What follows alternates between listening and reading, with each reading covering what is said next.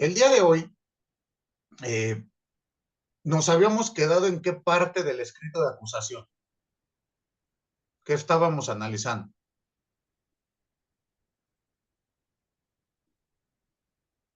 Nos quedamos hasta el La ofrecimiento de prueba, víctima, ¿no? El ofrecimiento de medios de prueba. Recuerden ustedes que nuestro legislador, de manera un tanto inexplicable, hace una nomenclatura referente a los elementos probatorios. ¿Y por qué me refiero a un tanto inexplicable? Porque pues esto no se utiliza en ninguna otra parte del mundo. Esta división que tenemos de dato de prueba, medio de prueba y prueba, pues tal vez pueda tener algún tipo de utilidad en cuestiones, pues no sé, teóricas, pero en la práctica no le veo yo, digámoslo así, son cuestiones más de nomenclatura que de función.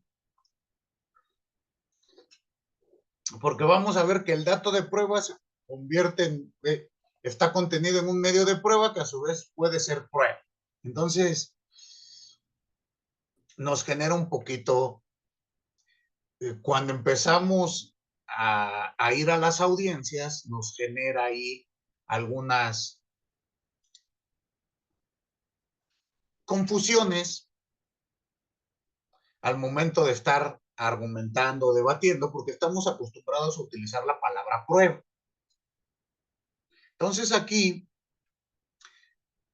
como ustedes pueden ver en el escrito de acusación que compartí, se hace ofrecimiento de los medios de prueba. Y justo quiero que hablemos hoy de esta circunstancia. ¿Cómo voy a ofrecer el medio de prueba?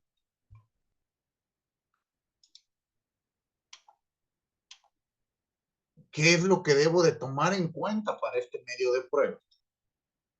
Para evitar que en un futuro pueda haber o no la admisión de la misma.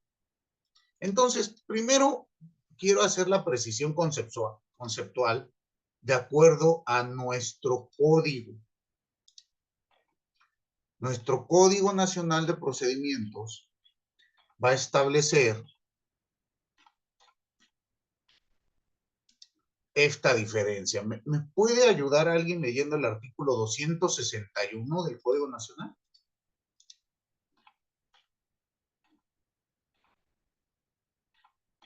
¿Lo tienen a la mano?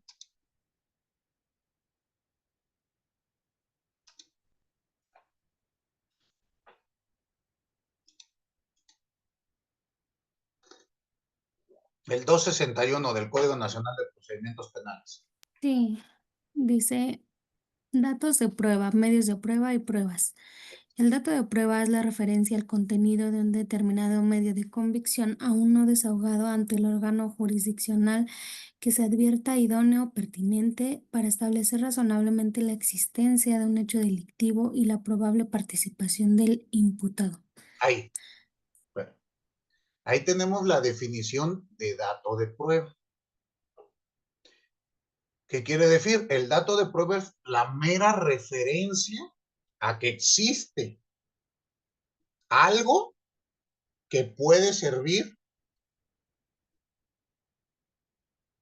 Aquí viene lo importante, que sea idóneo y pertinente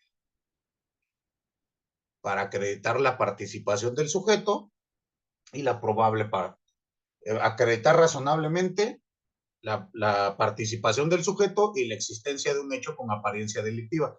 Dense cuenta que parece enfocado, esto, tal como está redactado, parece enfocado al auto de vinculación a proceso. ¿Se dan cuenta? Y recuerdan ustedes que en el auto de vinculación a proceso hacemos únicamente referencia a medios de prueba, perdónenme, a datos de prueba. ¿Recuerdan ustedes la excepción para desahogar medios de prueba en audiencia inicial? ¿Usted recuerda, Alejandro? Sí, en la duplicidad cuando lo solicita el imputado su defensa. Pero ¿en qué supuesto? ¿A poco en todos? No, pues si las tiene, ¿Cómo? si las tiene, Pero ¿a poco siempre que solicito duplicidad puedo desahogar medios de prueba? ¿Qué no la pues ley? generalmente, No, no, generalmente no, lo que dice la ley. En todos los delitos, mm, bueno, es que es en aquellos delitos de prisión preventiva oficiosa. ahí está, ahí estoy completamente de acuerdo, Alejandro. Solamente se van a desahogar medios de prueba en la duplicidad del plazo cuando sea la imputación por un delito que amerite prisión preventiva oficiosa. En el resto no, lo dice expresamente la ley. ¿O no está de acuerdo conmigo? Sí, Pero en la práctica, ¿qué pasa?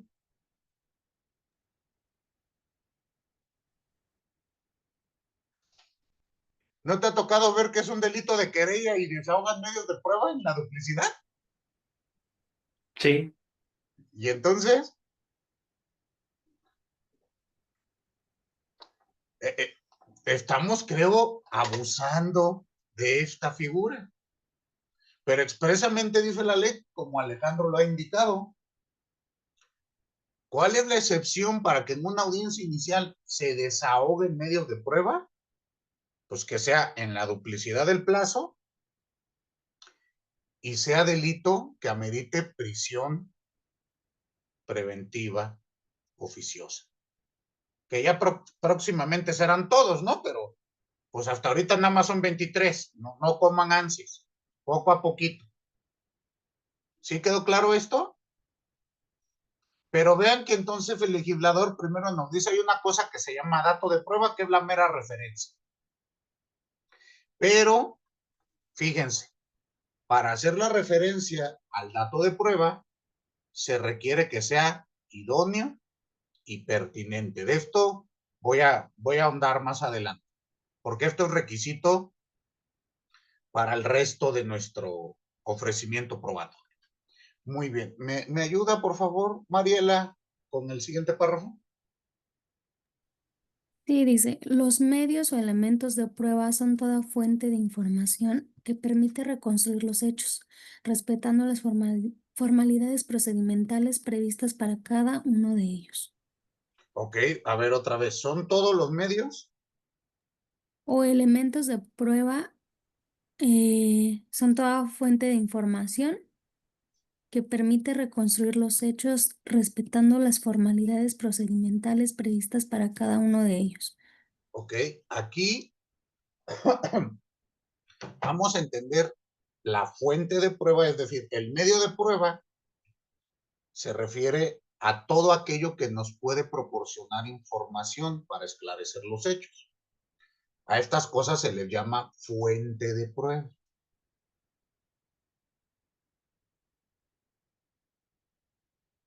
Medio de prueba, piénsenlo usted, testigo. ¿Estamos? La fuente de la prueba es el sujeto en particular que va a ir a declarar. Aquí vamos a encontrar que nuestro Código Nacional contiene un sistema probatorio lógico. ¿Qué quiere decir? Que admite todo medio de prueba, cualquier cosa que sirva para encontrar la verdad, siempre y cuando sea idóneo y pertinente. Esos son los requisitos. Hay distintos sistemas probatorios. Aclaro, sistema probatorio, no sistema de valoración.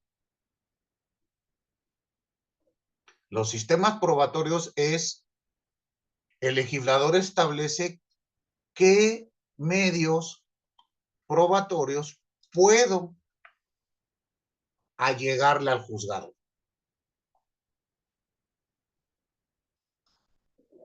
Piénsenlo así, en la ley de amparo.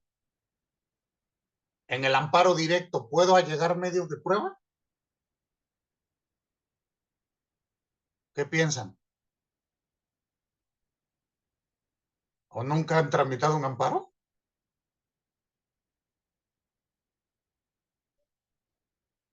No. No sé, pensemos otra materia, porque creo que estoy complicando mucho esto para ustedes. Hay legislaciones donde por norma se establece que no pueda llegar pruebas o no pueda llegar pruebas diversas de un catálogo que nos da el legislador. A eso se llama sistema probatorio cerrado, sistema probatorio restringido o tasado.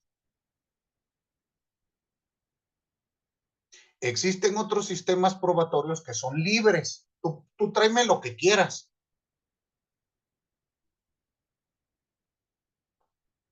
No importa que sea sobreabundante, impertinente, innecesario. Y existe un tercer sistema, que es el sistema lógico. ¿Cuál es el tamiz de este sistema? Me puedes traer cualquier cosa que consideres que va a ayudarte a acreditar tus pretensiones, siempre y cuando pase un examen previo de idoneidad y de pertinencia. Es decir, no me vas a traer cualquier cosa, tiene que ser idóneo y tiene que ser pertinente. Nuestro Código Nacional retoma este sistema probatorio. Por eso vamos a hablar el día de hoy justo de la idoneidad y la pertinencia para la regla de exclusión. No sé si quedó claro esto. ¿Sí? Ok. Entonces, ya vimos la definición de medio de prueba. Ahora, por favor, compañera, ¿me ayuda a darle lectura a la definición de prueba? Sí, dice, se denomina prueba a todo conocimiento cierto o probable sobre un hecho, que ingresando al proceso como medio de prueba en una audiencia y desahogada bajo los principios de inmediación y contradicción, sirve al tribunal de enjuiciamiento como elemento de juicio para llegar a una conclusión cierta sobre los hechos materia de la acusación. Entonces, aquí tenemos esta circunstancia. La prueba, de acuerdo con el legislador, es cuando ya ha sido desahogado, cuando se ha presentado ante el juez percibió directamente la información y además estuvo sometido a la contradicción, es decir, al contraexamen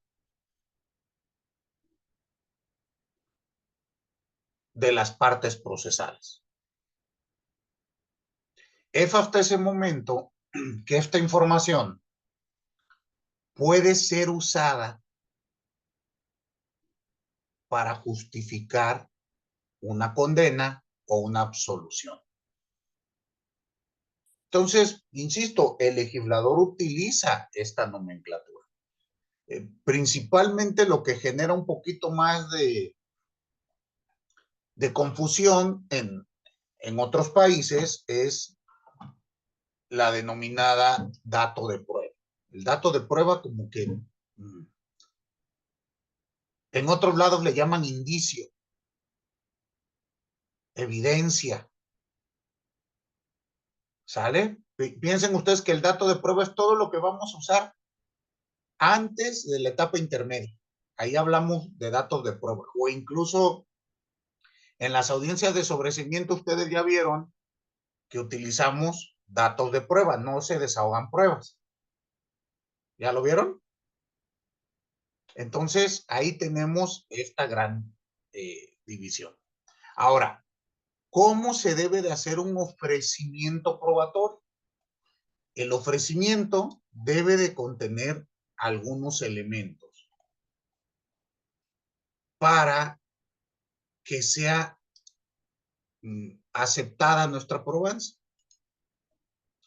Esto, pues, a veces la práctica ya no lo da, pero bueno, chequenlo ustedes de este modo. Díganme, por favor, si se comparte mi pizarrón.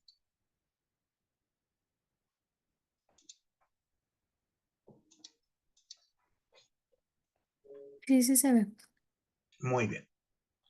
Lo primero que usted tiene que pensar al momento de estar ofreciendo su prueba, piénsenlo así, es, ok, tenemos el ofrecimiento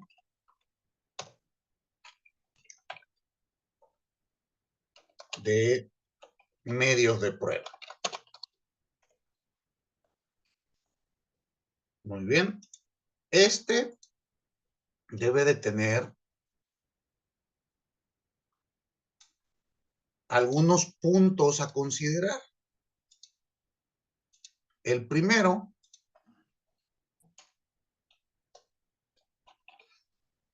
se va a referir a la forma de incorporación en el juicio.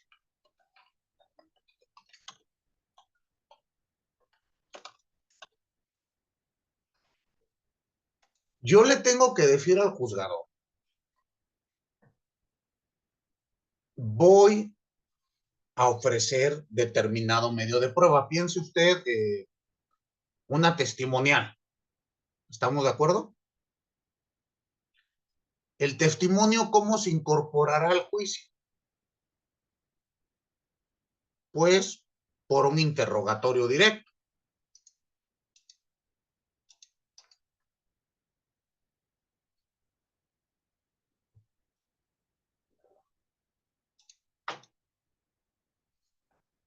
Piense usted, no puedo decir voy a incorporar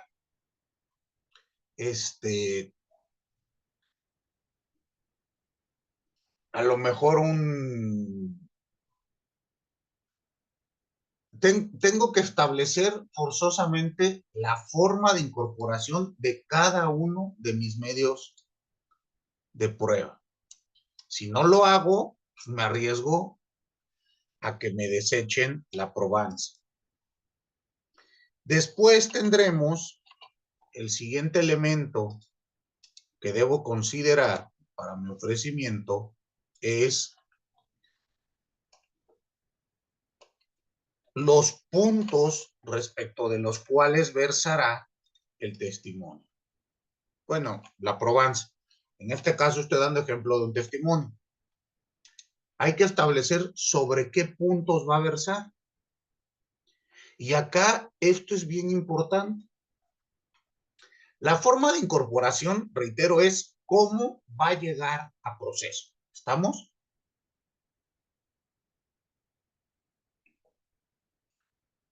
Y aquí, pues piénsenlo así, pues si es testimonial, pues no hay problema, ¿no? ¿Cómo lo incorporo? Pues por medio de un interrogatorio que realice el oferente.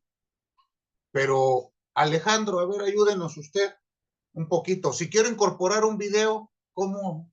¿Qué tengo que señalar?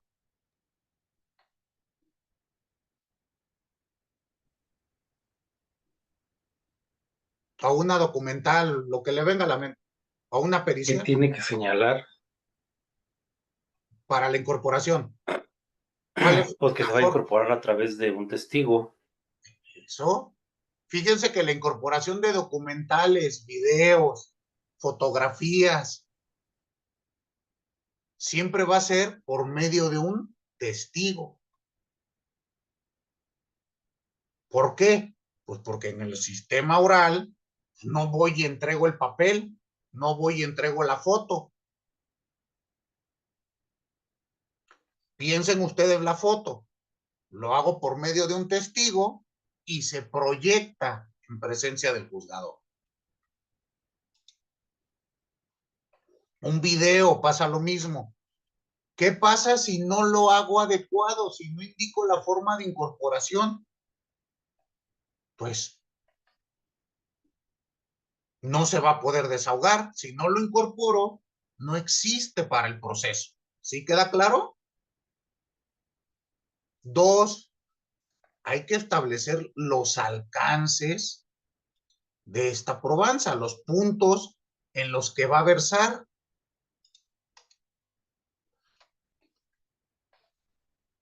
Bueno, pues será la intervención con relación a, B, C y D. Ahí piense usted, hay ocasiones que Policía de Investigación realiza 5, 6, 7 u 8 intervenciones, ¿están de acuerdo?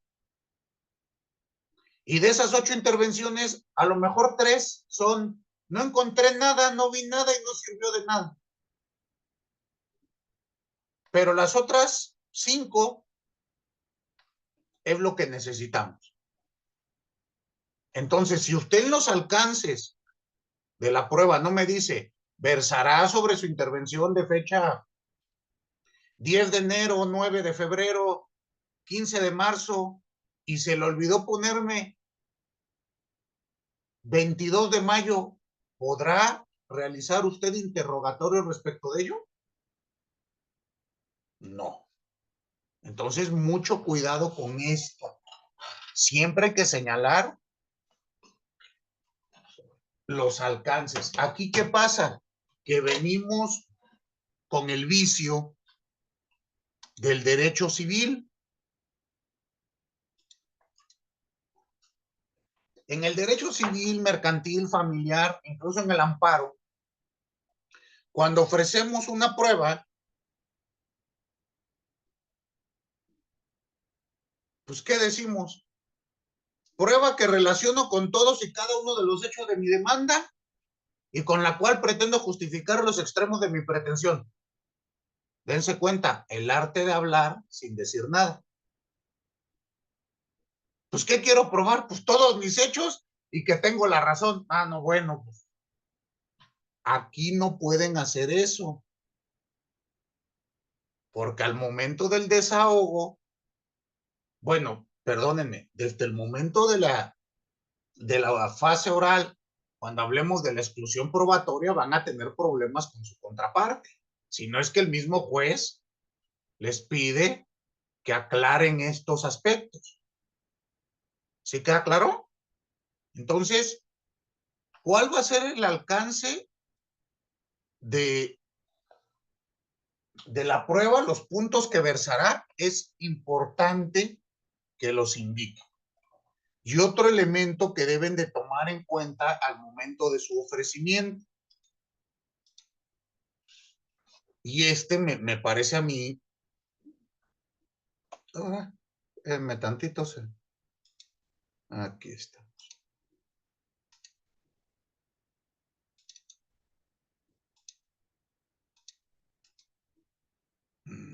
Un segundito, ¿por qué no puedo ver mi?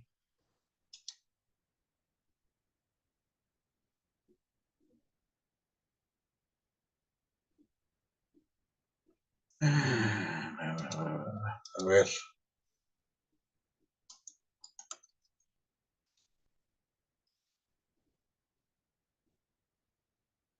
No sé ahora dónde quedó mi otro cuadrito que estaba haciendo. Bueno, el tercer elemento que debemos de considerar será la pertinencia. Esto, insisto, es fundamental, lo pongo hasta en rojo, porque como les señalé hace un momento, nuestro sistema probatorio exige que para que se admita la prueba a su desahogo, la misma sea idónea y pertinente. Por lo tanto, cuando yo señalo los puntos respecto de los que versará la probanza, estoy estableciendo los elementos de idoneidad.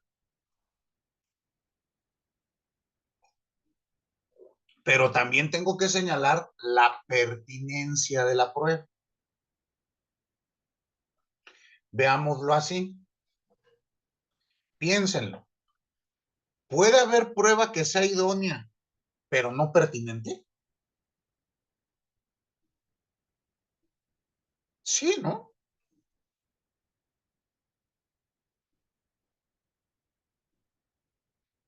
Una prueba será idónea, mas no pertinente,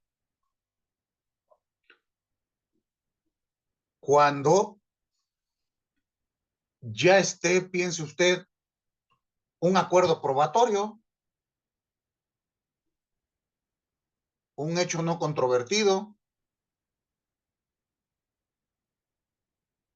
ya está acreditado en constancia de autos,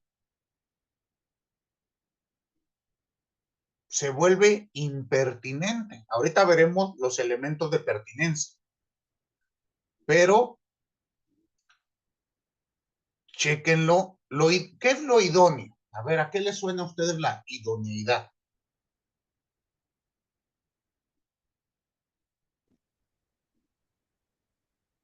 ¿A tanto le Que suena? cumple con los, ¿A qué, Cintia? que cumple con que cumple con los requisitos establecidos.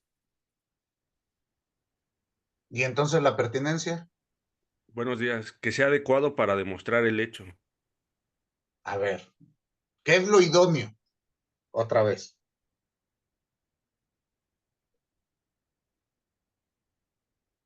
¿Adecuado para demostrar el hecho, dice Saldo?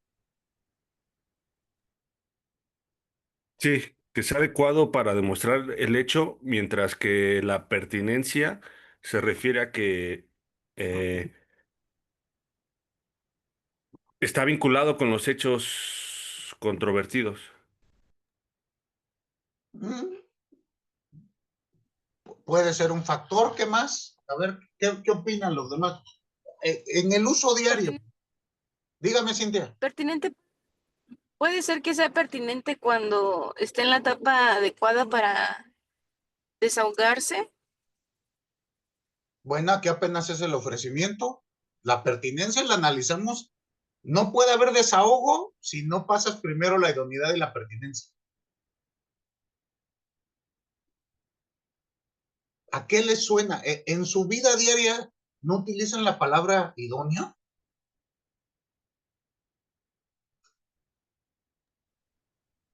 Lo adecuado o conveniente para obtener un fin en específico. Ok, lo adecuado, lo pertinente para un fin específico. A ver, piénsenlo así. Ustedes llegan a su casa el día de hoy. ¿Estamos? Y para abrir la puerta, usted saca su llavero y su llavero tiene varias llaves. ¿Estamos de acuerdo en ello? ¿Todas las llaves son idóneas para abrir la puerta? Será únicamente una, ¿no? La idoneidad se va a referir justo a esto, a buscar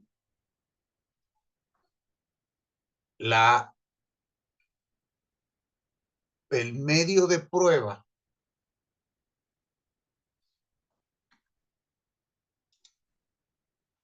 adecuado para mi teoría del caso. Por eso ustedes van a ver que el juzgador les pregunta, ¿cuál es su teoría del caso, abogado? Si no, no puedo analizar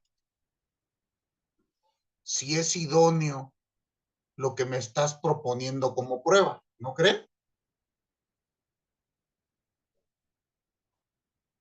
Si mi teoría del caso es de coartada, mi cliente no estaba en el lugar, se vuelve idóneo que yo pretenda un video de un lugar que no está relacionado con el hecho controvertido, bueno, con el hecho ilícito, ¿o no? Porque si no digo esto, y si yo te ofrezco un video de un lugar diverso, pues ¿qué me vas a decir? ¿Eso qué tiene que ver? Como nos señaló Aldo hace un minuto. Oiga, pero eso no tiene que ver con el robo. ¿Qué? ¿Sí vamos entendiendo esto? Ahora, la pertinencia. La pertinencia sí se requiere a un tamiz de procedibilidad.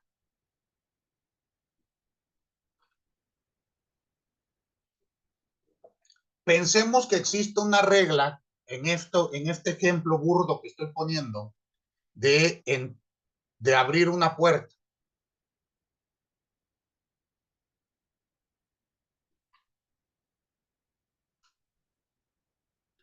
¿Estamos? Y pensemos que en la regla dice, no se puede abrir la puerta después de las 11 de la noche.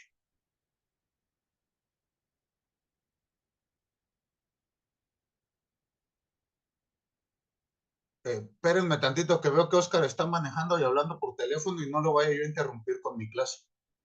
Creo que hasta me tienen mute. Parece que sí, ¿verdad? Pero bueno, maravilla de dar clases en la UNAM, me encanta. Piensen ustedes lo siguiente.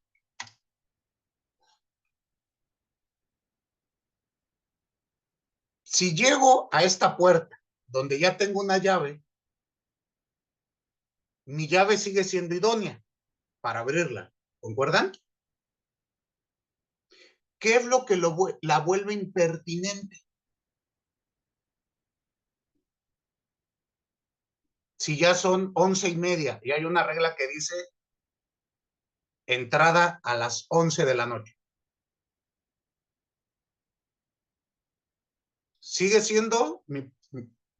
¿Puedo abrir la puerta? Sigue siendo adecuada, idónea, pero no pertinente, no en el momento correcto. Justo es lo que les decía. La prueba puede ser idónea, mas no pertinente. Piense usted, típico caso, tengo la prueba que acredita la culpabilidad del sujeto, pero la prueba fue obtenida de manera ilícita. ¿La puedo usar?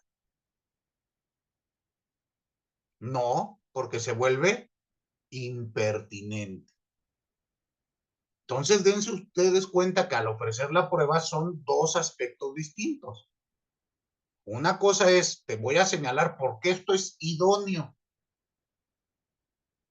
Y al momento de ofrecerte tengo que indicar la pertinencia de la prueba. Les comenté la clase pasada que en una audiencia intermedia, el defensor, yo iba por asesoría, el defensor ofrece como prueba una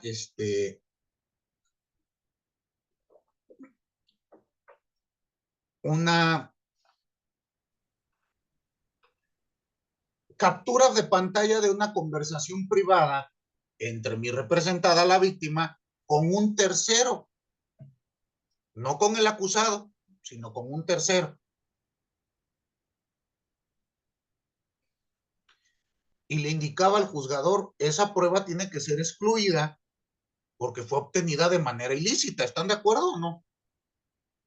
¿Que no las comunicaciones privadas solamente pueden violarse por medio de una orden de un juez federal? De acuerdo al propio 16 constitucional, ¿no? Y independientemente del contenido, aquí ni siquiera estoy analizando la idoneidad o no de la prueba. Lo que estoy diciendo es, pues esto es impertinente. ¿Por qué? Pues porque se obtuvo de manera ilegal. Entonces, esto es lo que quiero que ustedes tomen en cuenta al momento de hacer sus ofrecimientos probatorios.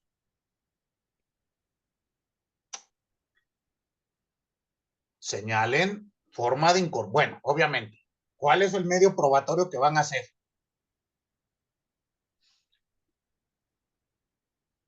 ¿Cómo lo van a incorporar? Hay reglas de incorporación, piense usted, si es un testigo y requiero que sea citado, pues le tengo que decir al juzgador, siempre y cuando estén los supuestos para que el juzgador me auxilie con la citación. Porque de lo contrario, si no presento a mi testigo, pues la prueba queda desierta. ¿Sí queda claro esto? Si yo digo, yo lo voy a presentar y no lo presenté y no justifico la inasistencia, adiós. Pero piense usted, yo requiero a un servidor público, pues el servidor público no va a ir porque yo lo invite, ¿verdad? Tendré que pedir el apoyo judicial para esta circunstancia. ¿Quedó claro? Entonces, pues eso, todo eso es la forma de incorporar.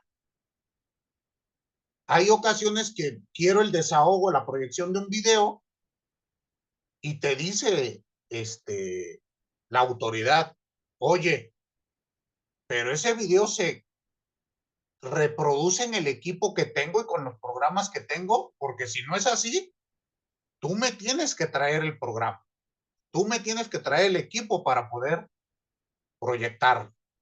¿Sí queda claro? Todo eso es la forma de incorporación. Bueno, ya que tomamos y zanjamos este primer punto, el segundo es los puntos respecto de los cuales versará la prueba. Y esto es la idoneidad. Pues me tienes que decir, esta prueba servirá. Piense usted, típico caso, cuando estás desahogando probanzas. Ofrecen a un policía que intervino en la carpeta con un informe policial, pero el informe policial dice, acudí a buscar cámara y no hubo nada, y no conseguí testigos. Pregunto, ¿cuál es la idoneidad de esa prueba? Alejandro, ¿pasa o no pasa que ofrecen este tipo de medio de prueba? Sí pasa, ¿no? Y es como que una pérdida de tiempo para todos. Aquí la pregunta es ¿por qué el defensor no se pone al tiro desde la audiencia intermedia? Normalmente, pues, como que no decimos nada, ¿no? Ay, admítelas todas y ya en juicio vemos con qué nos peleamos. Eso me parece indebido, porque la fase intermedia debe de ser de depuración procesal. ¿Quedó claro? Entonces, abusados con la idoneidad, abusados con los puntos respecto de los cuales va a versar el desahogo de su probanza. Porque si no, al momento que estén en el contrainterrogatorio, su contraparte les va a poner muchas trabas. Yo frecuentemente lo hago a la fiscalía. Señoría, disculpe, los puntos de prueba que señaló el fiscal son estos y aquí está pretendiendo interrogar más allá de ello. ¿Sí queda claro? Y por último, la pertinencia. La pertinencia, pues, debe de cubrirse aspectos de legalidad para que la prueba pueda ser admitida. Se debió de haber obtenido sin violación a los derechos humanos, con respeto a la legalidad, ofrecida, como me indicaron hace un momento, en el término marcado por la ley, para que se logre la admisión. ¿Quedó claro? Ya las reglas de exclusión las platicamos ahora que entremos a fase oral. ¿Hasta aquí alguna duda? Las reglas son las mismas para todas las partes, defensa, fiscalía y asesoría. Muy bien. Pregunto, ¿pudieron ver la audiencia intermedia que les mandé de un asunto de privación de la libertad, donde son 5 sujetos? No, porque ahí se hizo valer una causal de sobreseimiento. Es decir, hubo un incidente previo, una cuestión incidental. ¿No? ¿No la vieron? Ok. ¿Vieron alguna de las audiencias que les mandé? Estaban de puente pidiendo calaverita. Yo vi la del delito de violación y me parece que era violencia familiar equiparada. Ok. ¿Usted, Visión. Lidio, cuál vio? Un segundo. ¿Usted, Lidio? Sí, también vi esa, buenos días, también vi esa audiencia y había un tercer delito que era el de lesiones. Este, de hecho, en esta audiencia, primero se resolvió la terminación anticipada por la privación ilegal y la violencia familiar y se Aquí continuó. hagamos un paréntesis.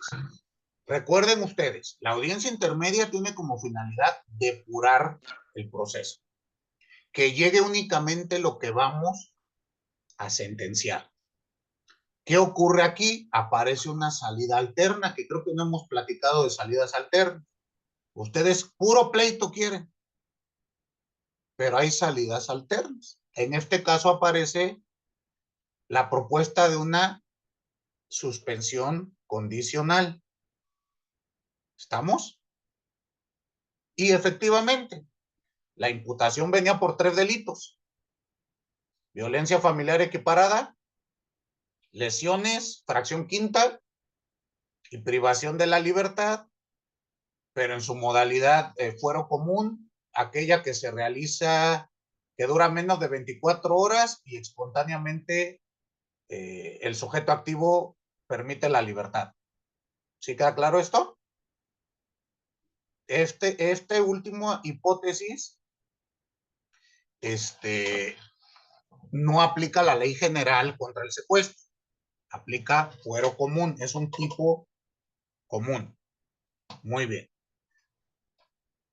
Como les decía, la primer parte de la audiencia intermedia es justo ver si hay cuestiones preliminares. Antes de irnos a conocer la acusación, a todo lo demás, tenemos eso. Ahora sí, Lidio, por favor, lo interrumpí. Sí, no, gracias, doctor.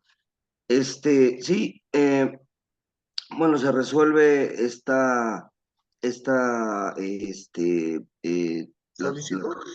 ajá, y bueno, y sobre todo se individualizan o se establecen bien cuáles son los delitos por los cuales sí procede esta solicitud, y prevalece la de las lesiones.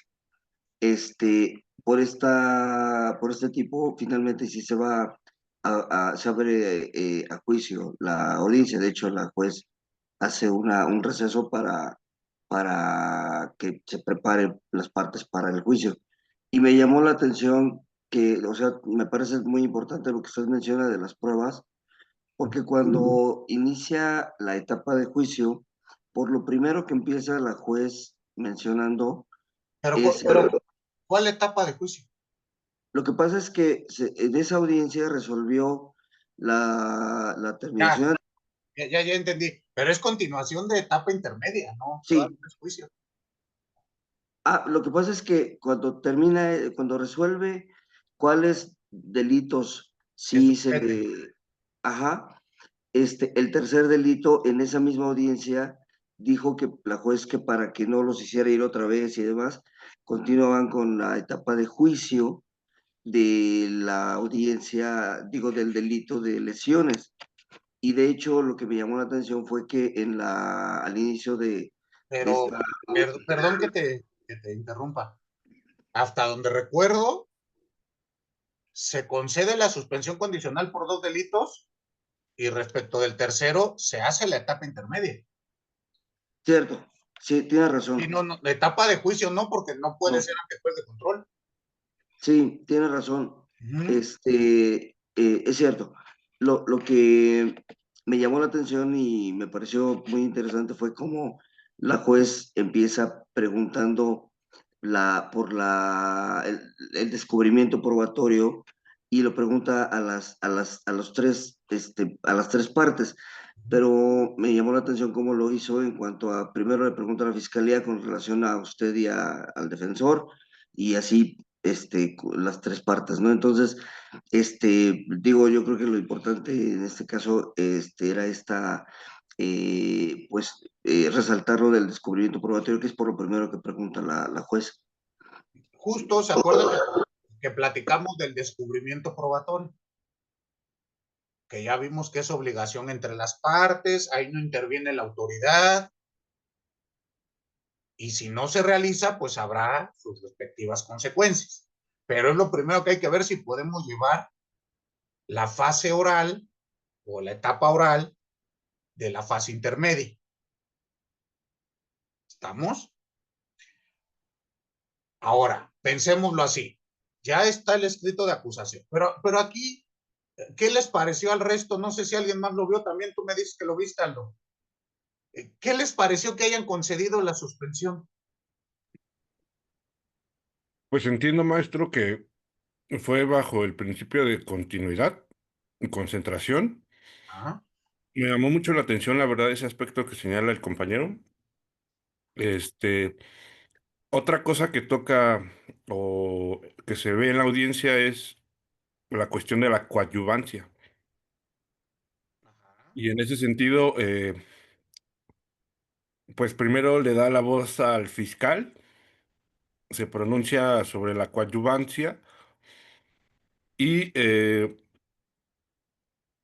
le admiten los medios de prueba a la fiscal y por cuanto hace a la coadyuvancia, usted hace la manifestación de que los hace suyos y en caso de que el Ministerio Público se desista, usted solicita que se le dé la oportunidad de pronunciarse sobre ello.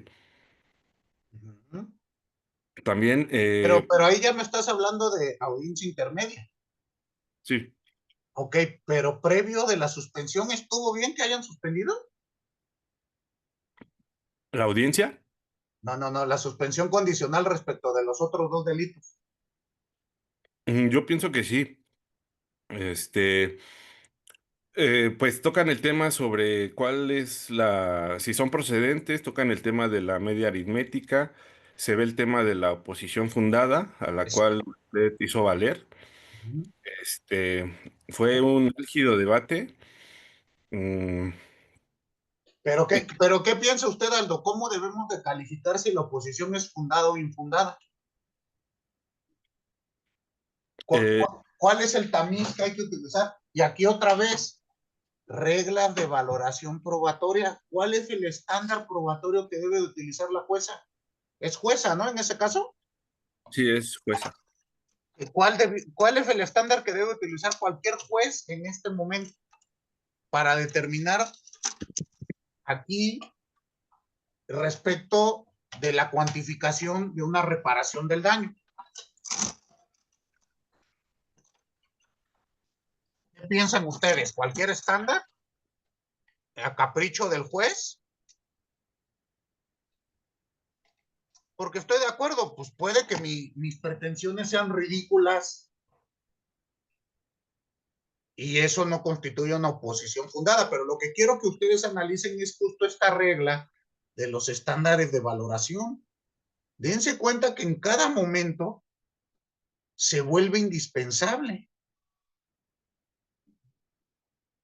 analizar este aspecto. ¿Puede la jueza en este momento pedirme que yo ya lleve cuantificado con puntos, comas, sumas y restas toda la reparación del daño?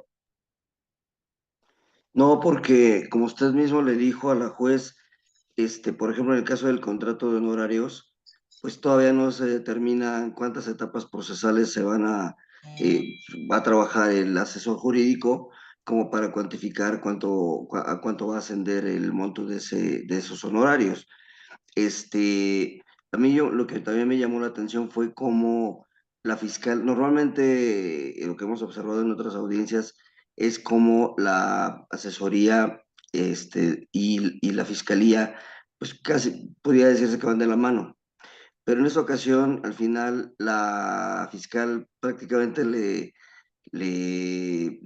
se le volteó a usted y pareciera que se adhirió a muchas de las cosas que estaba diciendo la defensa, la juez prácticamente la cuestionó y fue cuando la fiscal como que reculó y más bien se le volteó a usted en su postura. Y me pareció interesante cómo usted determinó finalmente que muchas de las pruebas se desahogarían en la etapa de ejecución, no que en ese momento pues, no era el idóneo para desahogarlas, sobre todo en la cuantificación. Pues justo creo que es así, ¿no? Pues si todavía, creo que en etapa, todavía ni decidimos si es culpable o no del hecho. Todavía está pendiente cuantificar el resto. Hay elementos pendientes de cuantificar. Pero aquí viene el gran problema. ¿Cuándo podemos establecer que hay una oposición fundada o no? Porque también resultaría ridículo que te diga la defensa, pues es que eso lo haré en etapa de ejecución, pues nunca habría suspensión condicional, ¿o sí? Y aquí es un tema que creo que en el foro, en la doctrina y en la propia jurisprudencia lo hemos dejado un tanto de lado. En jurisprudencia, bueno, en criterios de amparo hay tesis aislada al respecto, pero no tenemos todavía una jurisprudencia que nos establezca qué debemos de entender por una oposición fundada. Porque aparte alegaba yo cuestiones como, oiga, pero ¿cómo le va a dar? O sea, la reparación del daño no es una cuestión meramente patrimonial. No recuerdo ahora la cantidad que hayan dado, pero es una cantidad de, voy a inventar 10 pesos y te dice en un año. Entonces te tocan pues, abonos chiquitos como si fuese Coppel. A mí se me hace hasta revictimizador, ¿no? Luego el sujeto ni siquiera ha aceptado que le causó un daño, o sea, ni siquiera la víctima no se lleva ni la satisfacción de que te digan, discúlpame, te dañé, que es parte de la reparación del daño. Y es justo lo que alegaba, es que la reparación integral del daño tiene diversos factores. Solamente uno, es el dinero. Entonces, pues el asunto, les comento, está todavía en revisión en el amparo. Ya ni me acuerdo de cuándo fue esa audiencia. ¿2000 qué? ¿24? Se interpuso apelación, creo, después amparo indirecto, y ahorita estamos en el amparo en revisión.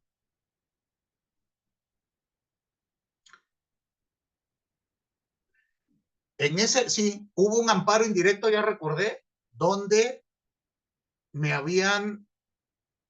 el juez de distrito no me concedió la suspensión del proceso. Solicité yo una suspensión en amparo para que el proceso no continuase. Me dice que no, tengo que acudir, esto fue en la suspensión definitiva y tengo que acudir en amparo en revisión para que se analice si fue correcto o no que no se me diera la suspensión. En ese lapso, como ustedes saben, la justicia en México es pronta, expedita, maravillosa, con TikTok, bailes, chicharrón y náhuatl. Creo que fui y maté 3 gallinas a Quetzalcóatl para que mi suspensión saliese bien. En ese lapso, en lo que me resolvían, fíjense, la suspensión definitiva, se llega el plazo de la suspensión condicional. Y mi contraparte va y solicita que se sobresea respecto de los otros asuntos. Por fortuna, en ese lapso, logro revocar la suspensión, bueno, la negativa de la suspensión por parte del juez de distrito, y el colegiado concede para que no se extinga el proceso hasta que se resuelva el amparo, que me parece lo correcto. Pues, ¿cómo voy a extinguir un proceso si todavía estamos debatiendo? Entonces, fíjense lo complicado que es ser asesor. Y aquí viene el tema, ¿no? A veces parece capricho de la víctima respecto de su reparación integral del daño. A mí frecuentemente me toca eso, ¿eh? Y como alegaba yo, oiga, pues es que existe un contrato de prestación de servicio. La ley de víctimas establece que se le debe de cubrir los honorarios de los abogados, que se le debe de cubrir los pasajes, que se le debe de cubrir cuando acude, la comida, los días que deja de trabajar por venir a los juzgados. Entonces, ahí habrá que ver. Yo espero que antes de que ustedes acaben su especialización se resuelva esta revisión y se las comparto al chat. Y justo lo que estoy alegando es cuál es el alcance de la oposición, de la figura oposición fundada por parte de la víctima. Insisto, yo no estoy diciendo que lo que hice ahí estuvo bien. Es más, ahora en mis otros casos ya no lo hago así. Desde etapa intermedia ya llevo todo y ya lo ofrezco yo para evitarme justo lo que me dijo aquí la jueza. ¿Estamos? Pues lo desahogo en juicio. Parece que en etapa de juicio entonces ahora la víctima va a tener jornadas para desahogar elementos de cuantificación de reparación del daño. Y para que el juez de juicio te diga, todo eso condeno de manera genérica y vete a etapa de ejecución y ahí desahógalo. Entonces, no sé, pero insisto, vean ustedes la diferencia referente a los aspectos de la asesoría y la defensa. Pregunto, ¿el contrato de prestación de servicios es idóneo para acreditar reparación del daño? ¿Es pertinente?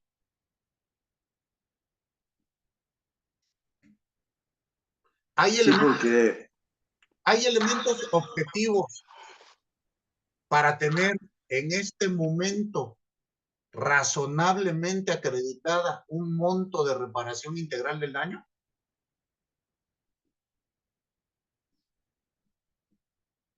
Karen, perdón, nos dice, yo creo que sí. Habría que analizar. Ahora, si yo fuese defensor, pues haría lo mismo que el otro, ¿no?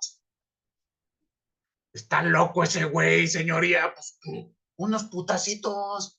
Pues, ¿cuánto es una violencia familiar?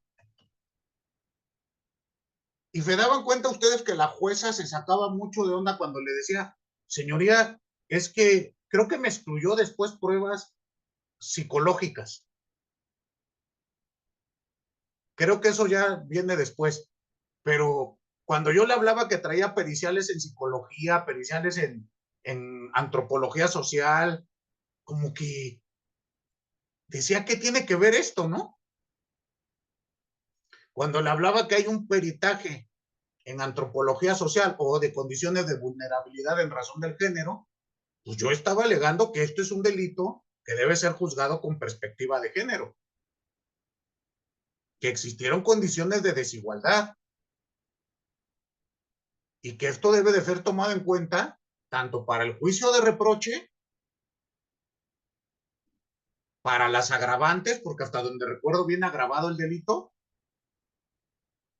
y obviamente para elementos de reparación integral del daño, que deben de incluir el restablecimiento en la salud psicológica de la víctima. ¿O no creen ustedes que eso cuente? ¿O nada más que te den dinero y ya? no, de hecho usted hasta solicita la disculpa pública. Justo, porque a veces mis víctimas son los que me dicen, yo no quiero dinero, yo quiero que ese güey reconozca que me lastimó.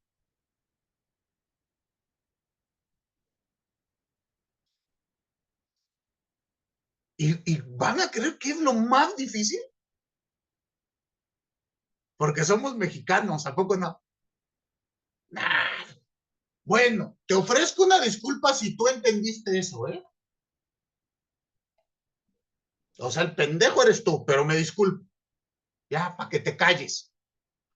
Ay, es lo más difícil, créanme.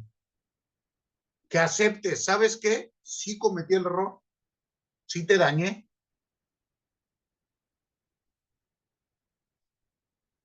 Entonces, bueno, pero eso lo veremos en el escrito de coadyuvancia, que es el siguiente que vamos a ver. Justo en el escrito de coadyuvancia es cuando meto esto. Y ahí, Lidio, es cuando normalmente me encuentro con la oposición de la fiscalía. ¿Por qué? Porque la fiscalía te dice, abogado, ¿cómo pone usted tanta pendejada? Si con trabajo lo puedo meter a la cárcel y usted quiere todavía que me ponga a ver todo esto, y es cuando tengo el problema.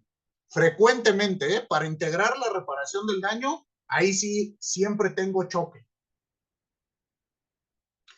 Este caso en particular que usted vio, me costó mucho trabajo la reclasificación de lesiones.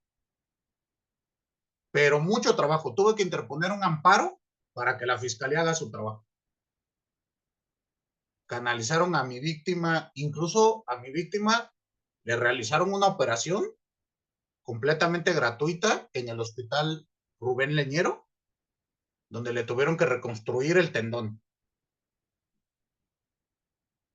Y según lo que explicaba el jefe de ahí, era una lesión muy complicada, que se da una en 10,000 casos.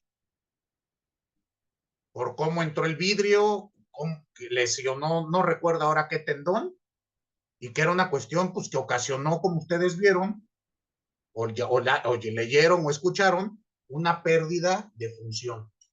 Le tuvieron que reconstruir el tendón y una cuestión complicada. Y todo se logró y se operó completamente gratuitamente. Que es parte de la reparación integral del daño, son medidas de asistencia. Entonces, insisto, sí se puede, todo se puede, pero hay que lamentablemente pelearlo en la etapa de investigación. Veamos la coadyuvancia. La coadyuvancia, los requisitos son los mismos que en la acusación. La coadyuvancia, como ustedes saben, lo presenta la víctima.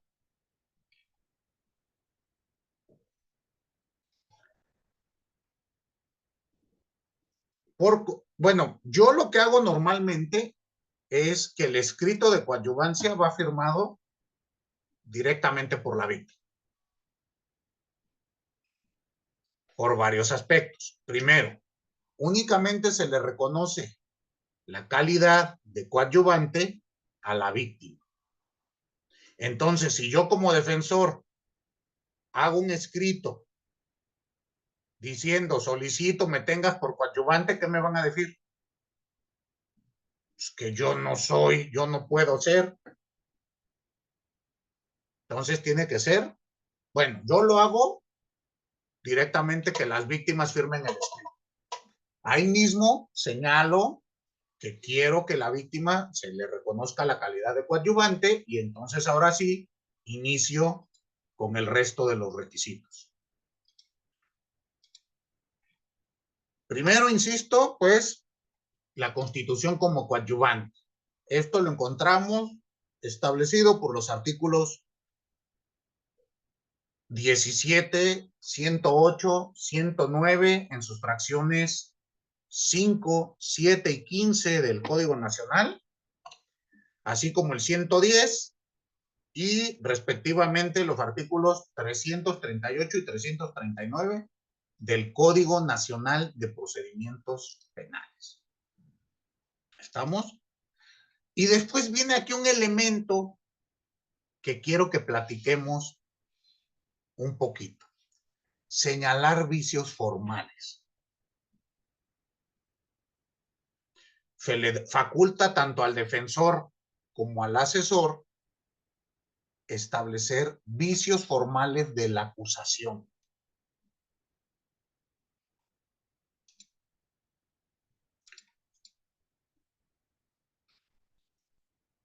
Cuando tengan oportunidad, vean una audiencia intermedia que viene dividido en dos partes. Una de un incumplimiento de obligación alimentaria. Se las mandé. ¿Sale? Y justo ahí se da un debate que es un vicio formal, porque el juzgador pues prácticamente me decía, es que vicio formal son errores de dedo.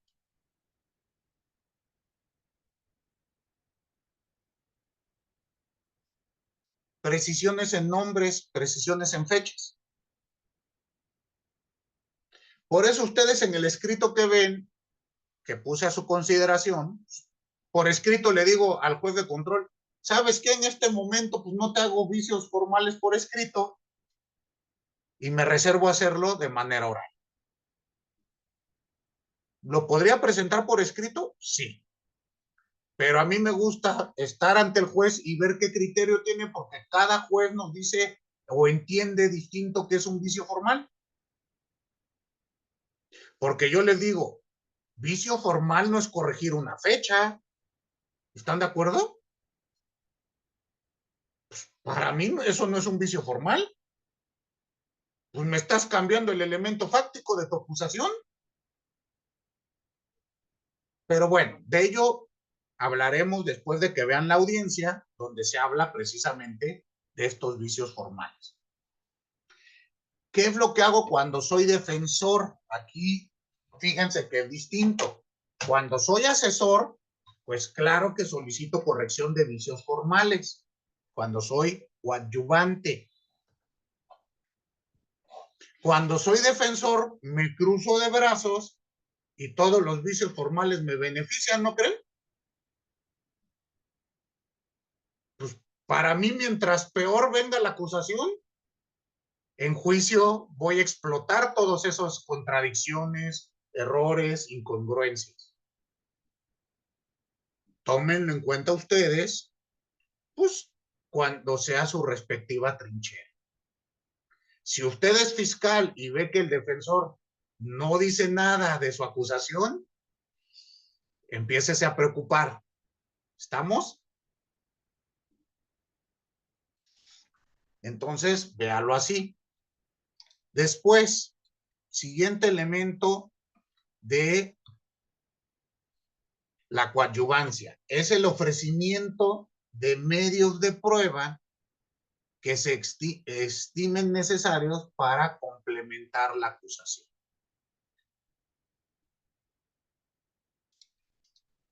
Si yo pienso que hay un elemento de prueba que va a ayudar a que esta acusación llegue a un mejor puerto, lo puedo ofrecer. Aquí otra vez, como asesor, ¿qué es lo que hago? ¿Qué es lo que pienso?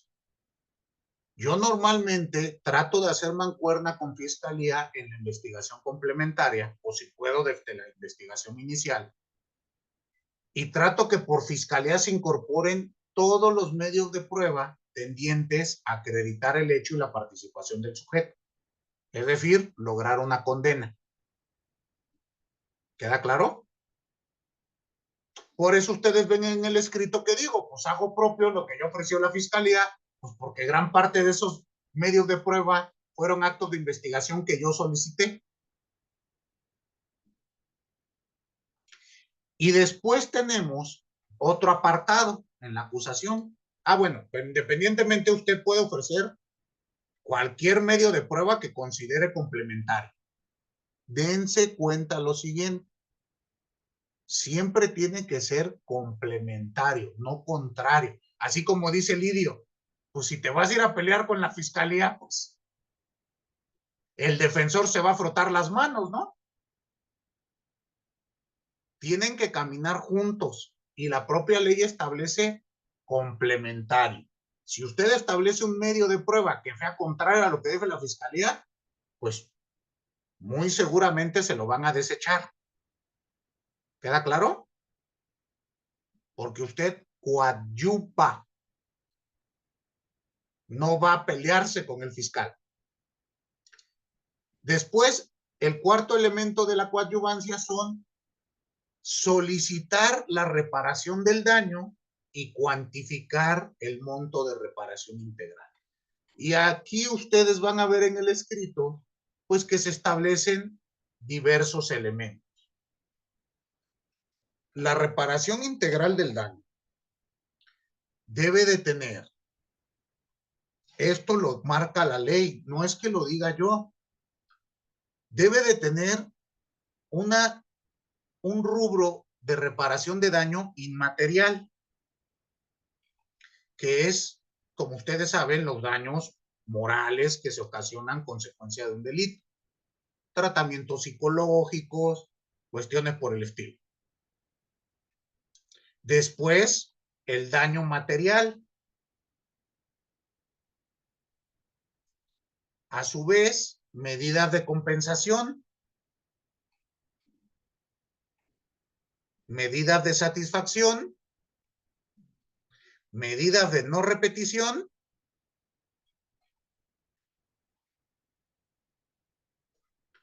y medidas de rehabilitación. Todos estos elementos son los indispensables para cuantificar una reparación integral del daño. Les mandé el escrito, ¿no? Ahí lo tienen. ¿Cómo se hizo en ese caso concreto? Que justo es lo que estábamos debatiendo, Lidia. Que le decía a la jueza, es que no está garantizado un requisito para que se dé la oposición, es que esté garantizada la reparación integral del daño. Y ella me decía, pues es que tu reparación integral del daño está mal. O sea, ya de inicio, sin desahogo de prueba alguno, ya calificó que eso no es una reparación integral, que la reparación integral es lo que dice la defensa. Pues no sé si eso sea adecuado o sea revictimizador, no sé, habrá que verlo, pero pues también la orden puede ser, quítate asuntos, ¿no? Los asuntos de bagatela no me los dejes llegar a juicio. ¿Para qué vamos a ir a discutir estas tonteras con un juez? Porque en varios casos de violencia familiar me ha pasado que aunque me opongo a la suspensión, la conceden. En un caso me dijo una jueza de control aquí en Ciudad de México, y de los jueces de los buenos, no de los de TikTok, de los buenos, de los de antes, de los que defendían a México. ¿Se acuerdan cómo cerraban calles diciendo que ellos eran la democracia hecha persona? Bueno, de esos jueces, jueza me dijo, todo su argumento es bonito. Y efectivamente la ley dice que no puedo conceder la suspensión condicional si no está garantizada la reparación del daño, pero no dice garantizada en su totalidad. Entonces, si ya garantizó 100,000, los otros 400 pídeselos en ejecución de sentencia. ¿Cómo ven? Y concedió la suspensión, ¿eh? Ya después se la revoqué. Pero, como pone en el chat Karen, pues se les hace más fácil y no que juzguen con perspectiva de género. Pues yo no sé tanto, pero esto de ser asesor es un poquito más complicado que adherirse a lo que diga el fiscal. ¿Ya viste, Marielo? Tú que decías, ay, maestro, la asesoría, cualquier pendejo que sepa caminar y ponerse corbata puede hacerlo. Bueno, pues vea que es un poquito más difícil. El siguiente elemento de la coadyuvancia es el ofrecimiento de medios de prueba para acreditar la cuantificación del daño previamente señalado. Y aquí, otra vez, se hacen propios todos los elementos que ya presentó la Fiscalía, en este caso porque ya obran en la carpeta, y en este momento considero que lo que puso en la acusación es suficiente. Reitero, en nuevos casos, pues ya los ofrezco yo individualizados.